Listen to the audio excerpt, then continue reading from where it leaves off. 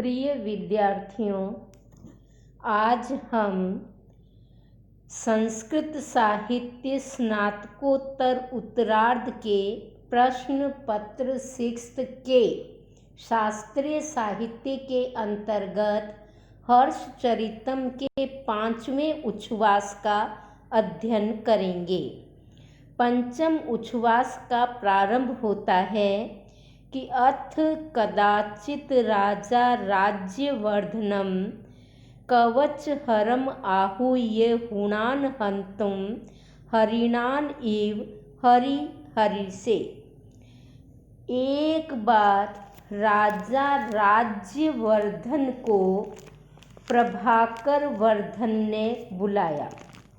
राजा प्रभाकर वर्धन ने कवच पहनने की उम्र वाले अपने नवयुवक पुत्र राज्यवर्धन को बुलाकर जिस प्रकार शेर हरिणों को मारने के लिए अपने किशोर शेर को भेजता है, उसी प्रकार हुणों से युद्ध करने के लिए प्राचीन मंत्रियों एवं अनुरक्त महासामंतों के निरीक्षण में अपरिमित सेना को उसके साथ में करके उत्तरा पथ की ओर भेजा।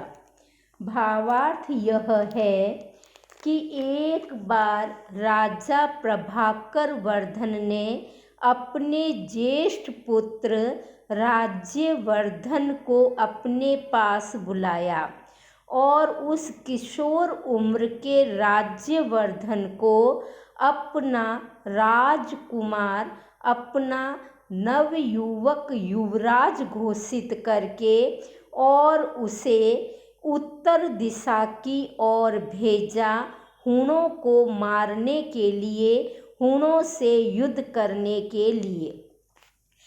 इस गद्यांश में प्रभाकर वर्धन को सिंह की उपमा दी गई है तथा राज्यवर्धन को किशोर सिंह या शेर के बालक की उपमा दी गई है। जिस प्रकार सिंह हरिणों को मारने के लिए अपने किशोर उम्र के पुत्र को नियुक्त करता है, उसी प्रकार जो राज्यवर्धन कवच पहनने की इच्छा कर रहे थे, युद्ध करने की इच्छा कर रहे थे, ऐसे अपने नवयुवी राज्यवर्धन को उन्होंने अपने विश्वास पात्र मंत्रियों, महासामंतों, अपने सेवकों के निरीक्षण में अपरिमित असंख्य सेना देकर के उत्तर दिशा की ओर भेजा। प्रयान्तं च तं देवो हर्षः कतिचित् प्रयाणकानि तुरंगमयी अनुनयाद। राजा राज्यवर्धन उत्तर दिशा की ओर जा रहे हैं, तो उनके पीछे पीछे उनके छोटे भाई हर्षवर्धन भी कुछ पड़ाव तक साथ जा रहे हैं। राज्यवर्धन ने युद्ध के लिए प्रयाण किया है। युद्ध के लिए प्रयाण करते हुए उस राज्यवर्धन को देखकर छोटे राजकुमार हर्षवर्धन ने भी कुछ पड़ावों तक घोड़ों के साथ उनका अनुसरण किया। अर्थात राजा प्रभाकर वर्धन के दो पुत्र थे, ज्येष्ठ राज्यवर्धन तथा कनिष्ठ हर्षवर्धन। राज्यवर्धन को हुणों के साथ युद्ध करने के लिए उनके पिता ने नियुक्त किया था। हर्षवर्धन पर ऐसी कोई जिम्मेदारी नहीं थी। वो अपनी इच्छा से ही अपने भाई के पीछे पीछे घोड़े पे चढ़कर चल दिए।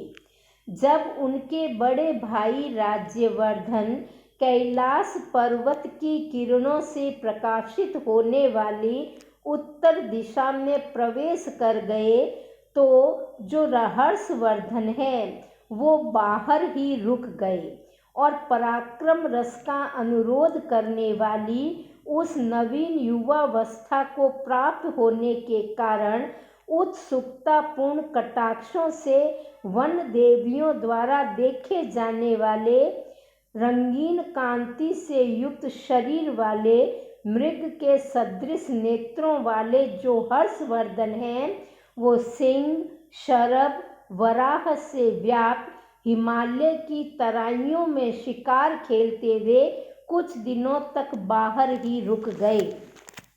राज्यवर्धन उत्तर दिशा की ओर प्रस्थान कर चुके थे हूणों को मारने के लिए।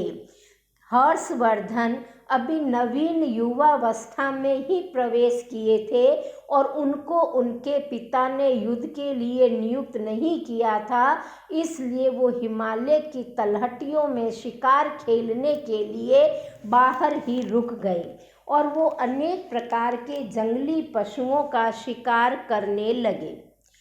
एकदा तो और एक बार क्या हुआ, एकदा तो एक बार रात्रि के चतुर्थ प्रहर में, जबकि प्रातः काल होने ही वाला था, हर्ष ने स्वप्न में अपनी प्रचंड ज्वाला के समूहों द्वारा समस्त दिशाओं को आबद्ध करती हुई तथा रोके जाने में असमर्थ भयंकर दावाग्नि के द्वारा जलते हुए सिंह को देखा। उसी भयंकर वनाग्नि में अपने बच्चों को छोड़कर छलांग मारकर कूदती हुई शेरनी को भी देखा। उनके मन में ऐसा विचार उत्पन्न हुआ कि संसार में लोह पदार्थ से भी बढ़कर कठिन स्नेह का बंधन होता है, जिसके प्रभाव से आकृष्ट होकर ये पशु पक्षी गण भी इस प्रकार का आचरण करते हैं। आगे कहानी चल रही है कि एकदा तू एक बार रात्रि के चौथे पहर में वास तेयास तुरीय यामे, तूर्य याम प्रहर, तूर्य चौथे पहर को कहते हैं। प्रति उससी एव, जब प्रातः काल होने वाला होता है, उषा काल होने वाला होता है, उस समय का स्वप्न सत्य माना जाता है। तो एक बार रात्रि के चौथे पहर में जब उषा काल का आगमन होने ही वाला था, राजकुमार हर्षवर्धन ने एक स्वप्न देखा। स्वप्न में उन्होंने देखा कि एक जंगल में वनाग्नि, दावाग्नि लगी हुई है। जो जंगल में आग लगती है उसको दावाग्नि कहा जाता है और यह बड़ी भयंकर अग्नि होती है, जिसमें जंगल के सारे पेड़ जलने लग जाते हैं, वनस्पतियां आग की पकड़ में आ जाती है और इस कारण कई निरीह पशु पक्षी भी जलकर मर जाते हैं।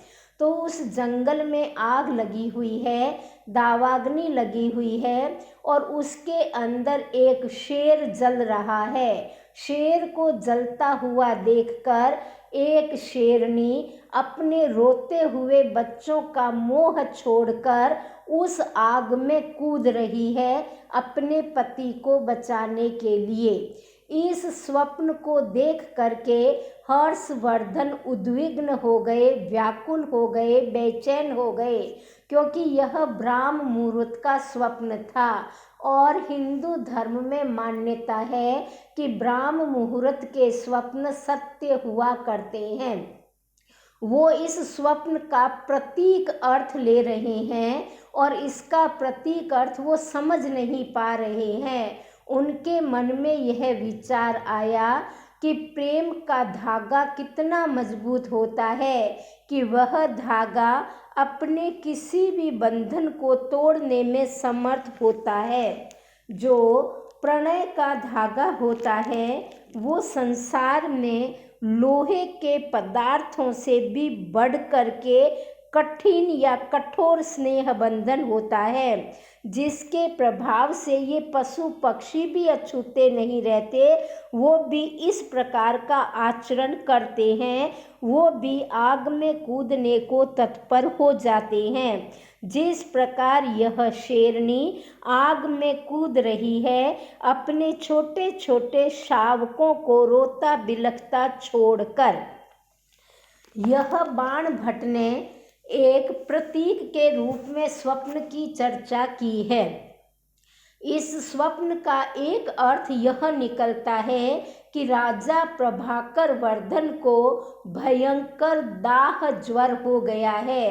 राजा प्रभाकर वर्धन सिंह है, शेर है, और उनको एक ऐसा बुखार चढ़ गया है जिससे पूरे शरीर में जलन हो जाती है। उसे दाह ज्वर कहते हैं, और इस दाह ज्वर से उनकी आगे मृत्यु हो जाएगी, और उनकी मृत्यु के पश्चात उनकी जो रानी है वो उनके साथ ही जल जाएगी, या प्रभाकर वर्धन की मृत्यु से पूर्व ही उनकी पत्नी मरने को तत्पर हो जाएगी, वो सती हो जाएगी। इस बात का संकेत इस का स्वप्न के माध्यम से बाणभट्ट दे रहे हैं। और जो रोने वाले शावक हैं वो प्रभाकर वर्धन के पुत्र हर्षवर्धन, राज्यवर्धन और उनकी एक पुत्री राज्यश्री है, जिनका आगे वर्णन हमें मिलेगा।